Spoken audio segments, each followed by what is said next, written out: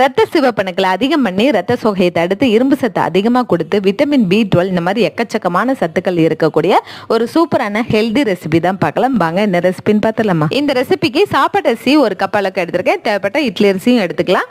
கைக்குத்தல் பச்சரிசி ஒரு கப் அளவுக்கு எடுத்திருக்கேன். தேவைப்பட்ட நார்மல் பச்சரிசி கூட நீங்கள் எடுத்துக்கோங்க. அப்புறம் மக்காச்சோளம் கடையில் விற்கிறது ட்ரையாக இருக்கிறத ஒரு கப் அளவுக்கு எடுத்துட்டு இதை வந்து நல்லா கழுவி தண்ணி ஊற்றி ஒரு நாள் ஃபுல்லாகவே ஊறிச்சு இந்த மக்காச்சோளம் அந்த அளவுக்கு ஊற வைக்கணும். பச்சையாக உங்களுக்கு ஃப்ரெஷ்ஷாக கிடைச்சாலும் எடுத்து நீங்கள் உடனே அரைச்சிக்கலாம். அடுத்ததான் தனியாக ஒரு பாத்திரத்தில் ஒரு கப் அளவுக்கு உளுந்து அது கூட ஒரு ஸ்பூன் அளவுக்கு வெந்தயம் சேர்த்து இதையும் கழுவிட்டு நல்லா ஒரு 4-5 மணி நேரம் ஊற வச்சுக்கலாம். இப்போ இதை தனித்தனியாக அரைச்சிட்டு உப்பு சேர்த்து நல்லா மிக்ஸ் பண்ணி வச்சுட்டேன். இதை வந்து தோசைகள் ஹீட் ஆனோன்னா நல்ல மெலிசா இந்த மாதிரி ரோஸ்ட்டாகவும் ஊற்றி எடுத்துக்கலாம். தோசை ஆப்பம் மாதிரி கூட ஊற்றிக்கலாம். செம்ம சூப்பராக வரும். அதே மாதிரி தக்காளி சட்னி சேர்த்து சாப்பிட்டேன். இது வந்து காலையில் அரைச்சிங்கன்னா நைட் யூஸ் பண்ணிக்கோங்க. நைட் அரைச்சிங்கன்னா காலையில் யூஸ் பண்ணிக்கலாம். வீடியோ பிடிச்சா மறக்காம லைக் பண்ணுங்கள். தேங்க்யூ.